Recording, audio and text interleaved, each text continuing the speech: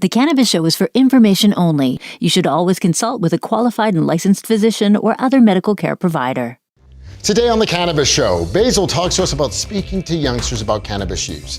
Kate goes over some basic cannabis rules for our new subscribers, and we answer your questions. All that and more, keep watching.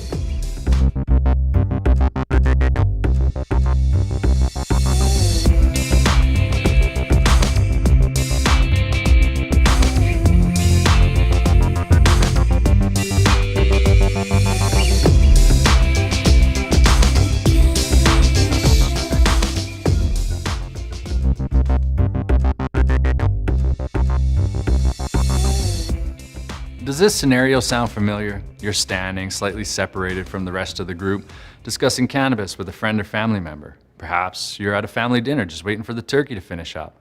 Maybe you're at the park, soaking up some rare, late in the year sun. All of a sudden the kiddos run up for one reason or another, and the cannabis talk gets hushed or hits the wall completely. Chances are you've been there. Most of us have, and many of us still battle with the nagging stigma that forces one to turn down their curiosities and opinions around fresh ears. Well, I have a secret to share with you that may or may not surprise you.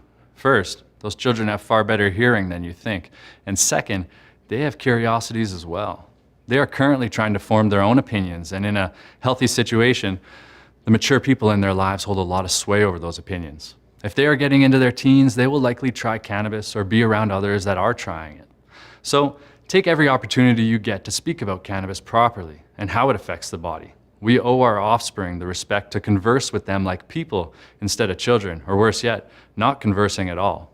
Next time you face a prime opportunity to teach or to influence the opinion of an impressionable young mind, consider this: open, non-judgmental dialogue as opposed to blindly promoting abstinence may just be the best way that you can actively support a developing mind.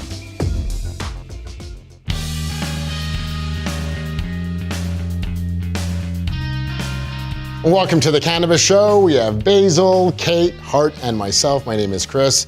And, you know, here we are, one weekend to rec. We're still all here. Yeah. Whoa. So important, though, you know, now that recreation is happening here, legalization is happening in Canada, but what you just spoke about, you know, with kids and stuff like that, you know, very important. Yeah, let's be upfront and open and honest. Yeah, and I mean, it's a legal substance now, right? So the same way you would treat, you know, your kids around alcohol or other substances like that that are not for them just yet. Same thing with cannabis. Don't be afraid to talk about it. Absolutely. I think, with your kids, and I think a lot of people are already doing it, but there are those parents out there who are you know, they don't understand, or maybe it's not your kids that we're talking about. Maybe it's your nieces and nephews. Yeah. You know, so you just don't have that experience. That's a good point. You know, that's a really good point. If you are new to it, maybe as yourself, like as an adult, and you're like, well, there's a cannabis store in my neighborhood now. Should I try some on my Saturday night? I guess there's some rules to apply to that, and we're going to check that out next with Kate.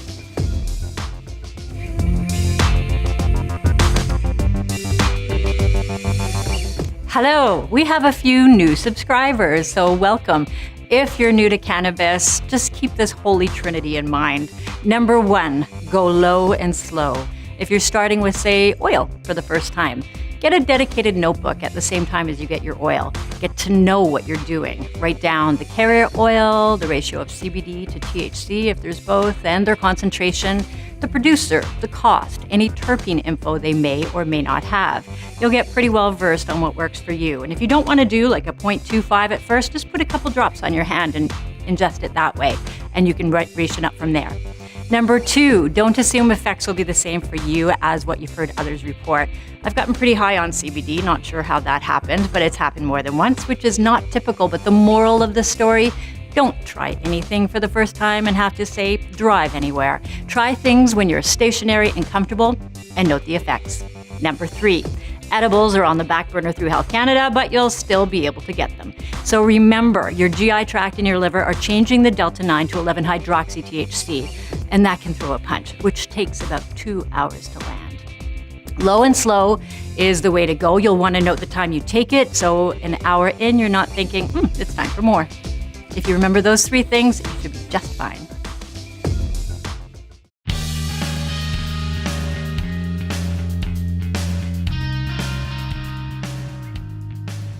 Welcome back to the Cannabis Show. You know you can ask us anything on this show.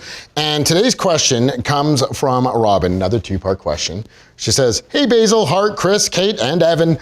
And she went on to say, for PMS and female-related issues, cramps, back pain, etc., what terpenes are helpful? Moreover, what strain would you recommend for vaping?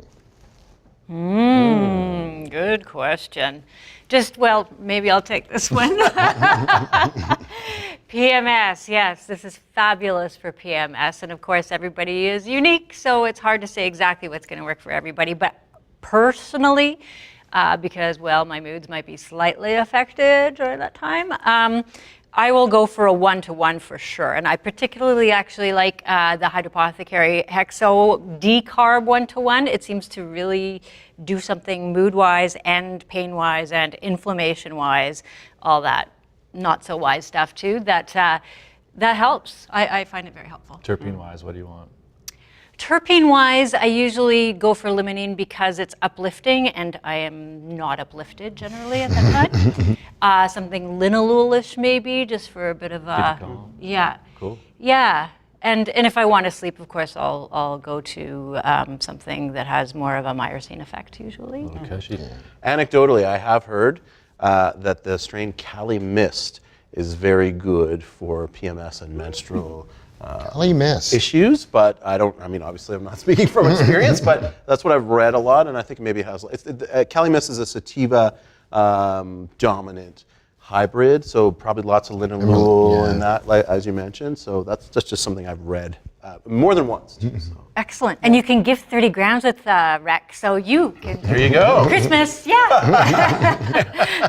Awesome. Well, I think we kind of, there's lots of options there for her to try. So Robin, thank you very much. I'm just going to finish off her comment here. She goes, thanks gang, keep up the great work. I'm learning a ton and appreciate the honest and experienced information provided. So pat the back for everyone. And Robin, thank you so much for watching, and we'll talk to you next time.